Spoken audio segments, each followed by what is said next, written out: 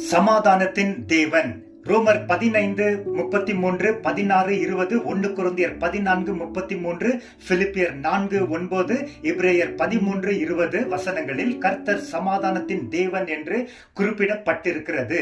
அவர் தந்த வாக்குத்தத்தங்களை கவனிப்போம். நீங்கள் எதிர்பார்த்திருக்கும் முடிவை உங்களுக்கு கொடுப்பதற்காக நான் உங்கள் பேரில் நினைத்திருக்கிற நினைவுகளை அறிவேன். அவைகள் சமாதானத்திற்கு உகந்த நினைவுகளே. எரேமியா 29, 11. என் கற்பனைகளை கவனித்தாய் ஆனால் நலமாயிருக்கும், அப்பொழுது உன் சமாதானம் நதியை போல் இருக்கும். ஏசாயா 48, 18. நமக்கு ஒரு பாலகன் பிறந்து ஒரு மகன் கொடுக்கப்பட்டார்.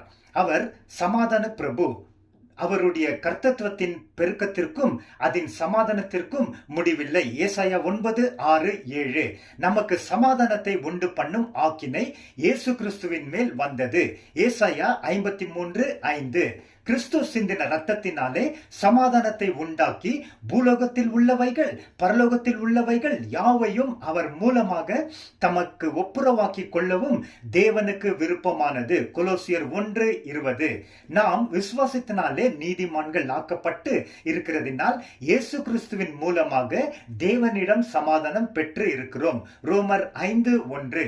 சமாதானத்தை உங்களுக்கு வைத்து போகிறேன், என்னுடைய சமாதானத்தையே உங்களுக்கு கொடுக்கிறேன். உங்களுடைய இருதயம் கலங்காமலும் பயப்படாமலும் இருப்பதாக என்று இயேசு வாக்களித்தார். யோவான் 14, 27. தேவன் தமது மக்களுக்கு சமாதானம் அருளி அவர்களை ஆசீர்வதிப்பார். சங்கீதம் 29, 11. தேவன் தம்முடைய மக்களுக்கு சமாதானம் கூறுவார், அவர்களோ மதிக்கேட்டுக்கு திரும்பாமல் இருப்பார்களாக. சங்கீதம் 85, 8. கர்த்தாவே, உம்மை உறுதியாக பற்றி கொண்ட மனதை உடையவன் உம்மையே நம்பி இருக்கிறதினால் நீர் அவனை பூரண சமாதானத்துடன் காத்து கொள்வீர். ஏசாயா 26, 3. உன் பிள்ளைகள் எல்லாரும் தேவனால் போதிக்கப்பட்டிருப்பார்கள், அவர்களுடைய சமாதானம் பெரிதாய் இருக்கும். ஏசாயா 54, 13.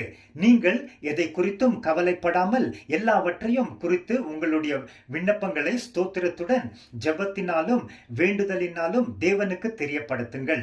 அப்பொழுது எல்லா புத்திக்கும் மேலான தேவ சமாதானம் உங்களுடைய இருதயங்களையும் சிந்தைகளையும் கிறிஸ்து இயேசுவிற்குள்ளாக காத்துக்கொள்ளும். பிலிப்பியர் 4, 6, 7. கர்த்தர் தம்முடைய முகத்தை உன்மேல் பிரகாசிக்க செய்து உன்மேல் கிருபையாக இருப்பாராக. அவர் தம்முடைய முகத்தை உன்மேல் பிரசன்னமாக்கி உனக்கு சமாதானம் கட்டளை இடுவார். என்னாகமம் 6, 25, 26. ஆமென்.